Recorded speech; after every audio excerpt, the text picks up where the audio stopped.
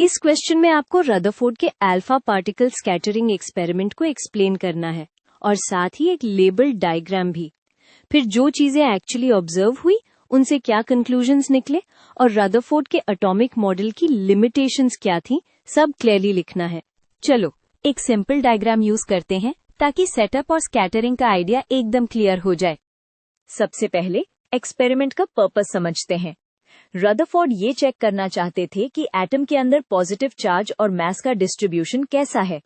अगर चार्ज पूरे एटम में स्प्रेड होता तो अल्फा पार्टिकल्स का डिफ्लेक्शन पैटर्न डिफरेंट होता।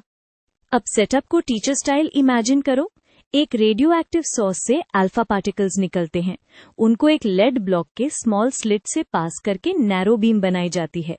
नैरो बीम इसलिए ताकि डायरेक्शन वेल डिफाइंड हो और स्कैटरिंग एंगल्स मीनिंगफुली मेजर हो सके। बीम को एक बहुत थिन गोल्ड फॉइल पर हिट कराया जाता है। गोल्ड फॉइल थिन इसलिए होता है ताकि अल्फा पार्टिकल्स मल्टीपल लेयर्स से बार बार टकरा के कंफ्यूज न हो जाए, मोस्टली सिंगल स्कैटरिंग का आइडिया मिले। गोल्ड फॉइल के अराउंड जिंक सल्फाइड स्क्रीन होती है। जब अल्फा पार्टिकल स्क्रीन पर लगता है, एक टाइनी फ्लैश आता है जिसे माइक्रोस्कोप से काउंट करते हैं। इस तरह हमें पता चलता है कि कितने पार्टिकल्स किस एंगल पर जा रहे हैं। अब ऑब्जर्वेशंस, जो एक्चुअली सबसे इंपॉर्टेंट पार्ट है। सोचो, अगर एटम एक यूनिफॉर्म पुडिंग जैसा होता तो मोस्टली जेंटल डिफ्लेक्शंस मिलते, लेकिन रदरफोर्ड ने कुछ सरप्राइजिंग चीजें देखी।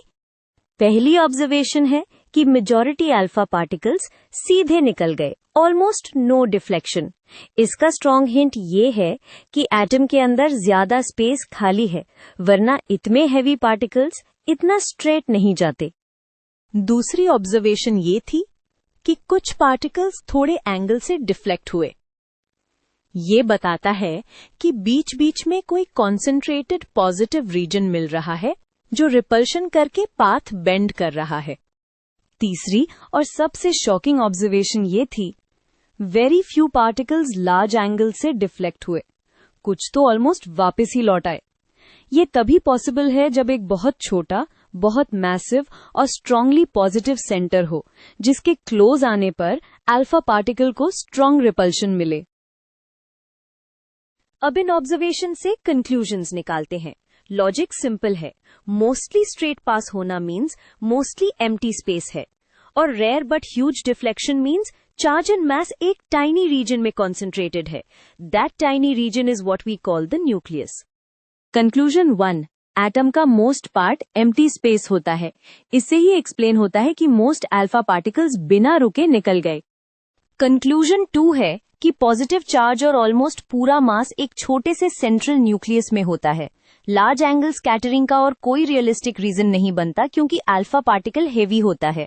उसे शार्पली टर्न करने के लिए स्ट्रॉन्ग सेंट्रल रिपल्जन चाहिए। कंक्लूजन 3 है कि इलेक्ट्रॉन्स न्यूक्लियस के अराउंड प्रेजेंट होते हैं so that overall atom electrically neutral रहे। न्यूक्लियस का साइज एटम के साइज से बहुत छोटा होता है, इसलिए न्यूक्लियस को हिट करना रेयर इवेंट है। अब लास्ट पार्ट, लिमिटेशंस। ये याद रखो, एक्सपेरिमेंट ने न्यूक्लियस प्रूव किया, बट रदरफोर्ड का planetary style model classical physics से कंप्लीट मैच नहीं करता। इस सेक्शन में आपको बताना है मॉडल कहाँ फेल होता है। सबसे बड़ी लिमिटेशन, स्टेबिलिटी। क्लासिकल फिजिक्स के हिसाब से न्यूक्लियस के अराउंड सर्कुलर मोशन में इलेक्ट्रॉन एक्सेलरेट करता है तो एनर्जी रेडिएट करनी चाहिए। एनर्जी लूज करके इलेक्ट्रॉन स्पाइरल करके न्यूक्लियस में गिर जाना चाहिए, बट एटम स्टेबल होते हैं, सो मॉडल यहां ब्रेक होता है। दूसरी लिमिटेशन है line spectra. Real atoms discrete spectral lines दिखाते हैं, मतलब एनर्जी लेवल्स क्वांटाइज्ड है। Rutherford model continuous orbit suggest करता है, इसलिए डिस्क्रीट स्पेक्ट्रा का क्लियर एक्सप्लेनेशन नहीं मिलता। तीसरी लिमिटेशन, इलेक्ट्रॉन अरेंजमेंट। मॉडल ये क्लियरली डिफाइन नहीं करता कि इलेक्ट्रॉन्स कैसे अरेंज्ड है, उनके अलाउड ऑर्बिट्स क्या है, और केमिकल प्रॉपर्टीज का डीपर रीजन क्या है। इसी गैप को बाद में बोहर मॉडल ने एड्रेस किया। तो एग्जाम आंसर के लिए आप फ्लो ऐसे रखो, सेटअप विद लेबल डायग्राम, फिर 3 की ऑब्जर्वेशंस, फिर 3 कंक्लूजन्स एंड फाइनली लिमिटेशंस। अगर आप पॉइंट्स क्रिस्प रखेंगे, आंसर कंप्लीट और हाई स्कोरिंग बन जाएगा।